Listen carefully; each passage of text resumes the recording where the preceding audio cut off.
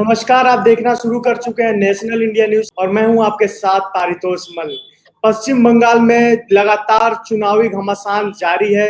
1 अप्रैल को दूसरे चरण का चुनाव होना है। वहीं भारतीय जनता पार्टी के उम्मीदवार शुभेंदु अधिकारी के पक्ष में आज वोट मांगने के लिए नंदीग्राम गए अमित शाह ने ममता बनर्जी पर जमकर हमला बोला।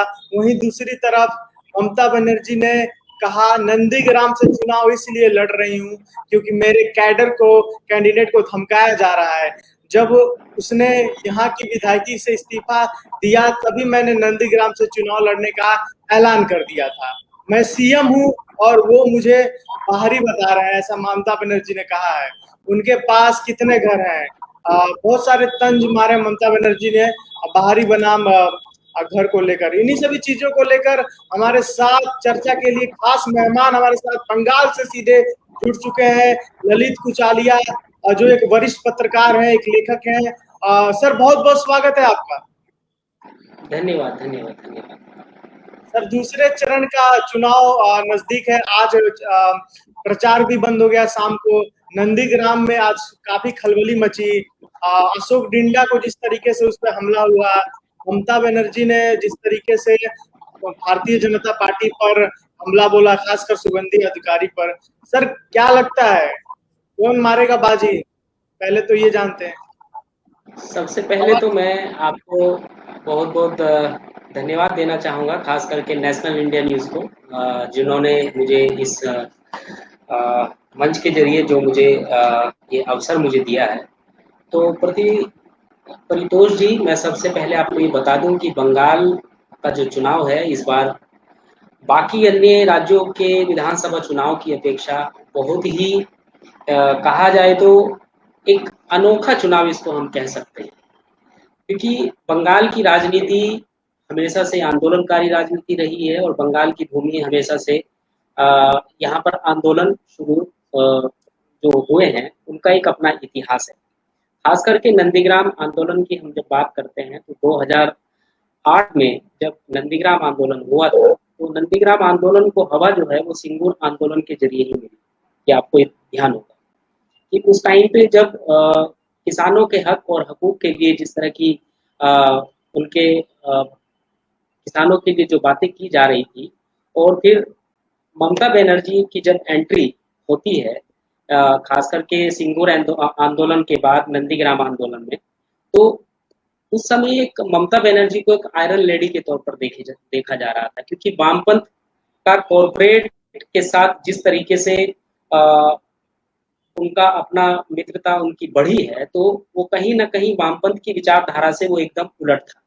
क्योंकि वामपंथ हमेशा से जो किसानों के हक की बात करते थे, आम जनता की वर्ग की बात करते थे, तो वो पिछले 34 सालों में जो उन्होंने सत्ता यहाँ पर की है बंगाल में, वो कहीं ना कहीं 2006 के बाद से जो है वो वामपंथ से पिछड़ती चली जा रही थी, क्योंकि वो हमेशा से कॉर्पोरेट का समर्थन करते आ रहे थे और उन्होंने ऐसे जगहों को टारगेट किया जहां पर आदिवासी सबसे ज्यादा है, क्योंकि आदिवासी आज के दौर में वो एक ऐसा सॉफ्ट टारगेट है कि उनको कोई भी राजनीतिक सत्ता उनको बरगला सकती है, कोई भी कॉर्पोरेट उनको बरगला सकता है। क्योंकि वहां पर एक सबसे बड़ा फैक्टर ये है कि वहां जो है शिक्षा सबसे ज्यादा, शिक्षा का अभाव सबसे ज्यादा है, ठीक है। और वहां पर उस तरह के जो कहा जाए तो उस तरह के उद्योग वहां पर नहीं है, जिसके चलते जो है वामपंथ पूरी तरीके से जो है वो एक तरह से कहा जाए तो आम जनता का जो है वो पैरोकार नहीं बन पाया, जिसके चलते ममता बनर्जी ने वो आंदोलन खड़ा किया, नंदीग्राम आंदोलन। और उसके बाद से ममता बनर्जी की जो छवि बांग्लादेश में बंगाल में उभर करके सामने आई है, वो कहीं ना कहीं ममता बनर्जी को एक आयरन लेडी के तौर पर देखे जाने लगे, खास करके नंदीग्राम आंदोलन के बाद से। और 2000 आपको याद हो कि 2008 में जब जिला पंचायत के चुनाव हुए थे, तो उस समय ममता बनर्जी को अच्छी खासी बढ़त वहां पर मिली थी। और 2009 के जो उपचुनाव हुआ, 2009 का जो लोकसभा चुनाव हुआ, तो 2009 के लोकसभा चुनाव में जो है ममता बनर्जी ने वामपंथ के गढ़ से जो है वहां पर अपना उम्मीदवार उतारा और वहाँ पर एकदम बढ़त के साथ में जो है वो सीट जो है वामपंथ की, जो एक लंबे समय से वामपंथ के पास में थी, वो उसने वामपंथ से उसको छीन लिया। तो 2009 और 2011 के बाद में वामपंथ से सत्ता छिटक करके टीएमसी के पास में आई, और टीएमसी ने पिछले 10 वर्ष के कार्यकाल में जो अब तक काम किए हैं, वो देखा जाए तो वामपंथ की तुलना में वो काफी बेहतर काम हुआ है, अगर आप देखेंगे तो। अब बात यह है कि नंदीग्राम की सियासत जिस तरीके से आज के वर्तमान दौर में हो रही है, मुझे नहीं लगता कि किसी राज्य में इस तरीके का चुनाव प्रचार और किसी राज्य में इस तरह की मोदी सरकार की पूरी कैबिनेट जो है वो नंदीग्राम में लगी हुई है। आप पिछले कुछ दिनों की हम बात करें तो योगी आदित्यनाथ जो उत्तर प्रदेश के मुख्यमंत्री हैं, वहां उन्होंने जाकर के जो है शुभेंदु अधिकारी के समर्थन में वोट मांगा। तो कहीं ना कहीं ममता बनर्जी के लिए एक बहुत बड़ी चुनौती तो है ही, क्योंकि ममता बनर्जी जिस तरीके से बंगाल के अंदर जो काम कर रही थी, वो उसमें वामपंथ की विचारधारा के जो लोग थे टीएमसी में आकर के उन्होंने टीएमसी में आकर के वो लोग शामिल हुए, तो उसका जो एक असर हम देखेंगे तो टीएमसी में कहीं ना कहीं वामपंथ के लोगों ने जिस तरीके से अत्याचार किए हैं, तो वही शिफ्ट हुए हैं ममता बनर्जी की पार्टी में, तृणमूल कांग्रेस में, जिसके चलते जो है टीएमसी की छवि भी जो है वो जी सर, तो क्या यही वजह है कि पश्चिम माटी मानुस की बात करने वाली ममता बनर्जी इस बार खेला होके पर जोर दे रही है? क्या यही वजह है माटी मानुस की बात करने वाली? माँ माटी मानुस की बात जब ममता बनर्जी ने की थी तो वो उस समय का जो परिदृश्य था वो कुछ और था, लेकिन आज के वर्तमान दौर की अगर हम बात करें तो खास करके बीजेपी जिस तरीके से अपनी पकड़ बना रही है, तो वो कहीं ना कहीं वो हिंदू वोट को अपना टारगेट कर रही है। ठीक है, जिसके चलते जो है ममता बनर्जी को एक बहुत बड़ी चुनौती के लिए जो है ममता बनर्जी की चुनौती जो है वो बीजेपी है इस समय। ठीक है, और नंदीग्राम जी जी वो खेला होवे का जो कॉन्सेप्ट दिया है ममता बनर्जी में, वो ये नहीं है कि जो है खेला होवे उसमें पूरी तरीके से वो टीएमसी के जो लोग हैं वो आतंकित हो जाएंगे, ऐसा कुछ भी उसमें नहीं है। ठीक है, खेला हुए का मतलब है कि जो भी राजनीति होगी वो पूरी तरीके से साफ स्वच्छ तौर की राजनीति होगी, और उसमें जो है जो भी कैंडिडेट उसमें उतरे हैं वो कहीं ना कहीं अपने जो उन्होंने अब तक काम किया है बंगाल के अंदर, वो उसी के बल पे वोट मांगेंगे। ठीक है, तो ये ऐसे कुछ असामाजिक तत्व हैं जो कहीं ना कहीं टीएमसी की छवि को भी खराब कर रहे हैं, जिसके चलते ममता बनर्जी की छवि भी खराब हो रही है। तो इसका मतलब इसको जो हम दूसरे तरीके से हम नहीं देख सकते हैं कि खेला हुए का मतलब कुछ और हम इसका निकाल सकते हैं। ठीक है, लेकिन इतना तय है कि ममता बनर्जी जिस तरीके से चुनौती शुभेंदु अधिकारी को दे रही हैं, वो उनको उनकी औकात बताने के उनको उनकी औकात दिखाना चाहती हैं कि शुभेंदु अधिकारी है क्या। शुभेंदु अधिकारी पहली बात यह है कि टीएमसी के अंदर ही उन्होंने अपने आप को पाला पोसा। ठीक है, ममता बनर्जी के छत्र छाया में रह करके उन्होंने अपनी छवि को जिस तरीके से बढ़ाया, खास करके पूर्वी मिदनापुर और पश्चिमी मिदनापुर में। ठीक है, तो वो सारा का सारा जो क्रेडिट है वो ममता बनर्जी को ही जाता है। अब तक जितना भी काम हुआ ममता बनर्जी के अंडर में उन्होंने रह करके काम किया। अगर वो पहले ममता बनर्जी से नाराज थे तो क्यों वो पहले उन्होंने टीएमसी को क्यों नहीं छोड़ा। ठीक है, अब ये सवाल ये है कि शारदा घोटाले के बाद जो तमाम तरह के घोटाले हुए हैं पश्चिमी बंगाल में, और खास करके टीएमसी की सरकार के कुछ मंत्रियों पर जिस तरीके से आरोप प्रत्यारोप हुआ है, तो उसमें शुभेंदु अधिकारी भी उसमें से एक है। ठीक है, जिसके चलते वो अपनी छवि को बचाने के चलते वो बीजेपी पार्टी में जाकर के शामिल हुए। तो ये कहीं ना कहीं बीजेपी को भी इसका फायदा है और शुभेंदु अधिकारी भी इसका एक लाभ लेना चाहते हैं। लेकिन हाँ, सवाल ये है कि कुछ जी बिल्कुल सर, आप ठीक कह रहे हैं। बावजूद इसके वो पूजा कर रही, मंत्र पढ़ रही हैं, उन पर अटैक बीजेपी की तरफ से किया गया है कि ममता को मंत्र पढ़ना नहीं आता है, कमला पढ़ना आता है बस। हाँ, शुभेंदु अधिकारी ने इसमें नहीं, बोला। उसमें भी ये है कि खास करके अब देखिए, ममता बनर्जी भी एक अपने आप को सो ममता बनर्जी भी हिंदू है, वो भी ब्राह्मणी है, ठीक है। और खास करके जो बीजेपी पार्टी है वो भी अपने आप को हिंदूवादी बोलती है। तो क्यों ममता बनर्जी क्यों मंत्र नहीं पढ़ सकती? क्या सिर्फ वो भाजपा के लोग ही मंत्र पढ़ सकते हैं मंच से, या कहीं और जाकर के मंत्र पढ़ सकते हैं? तो ऐसा जो है वो ऐसा कुछ नहीं है, ठीक है। वो सबको सबको हक है, वो कहीं भी कोई भी व्यक्ति मंत्र पढ़ सकता है, कोई भी व्यक्ति अपने तरीके से कुछ भी कर सकता है। जी।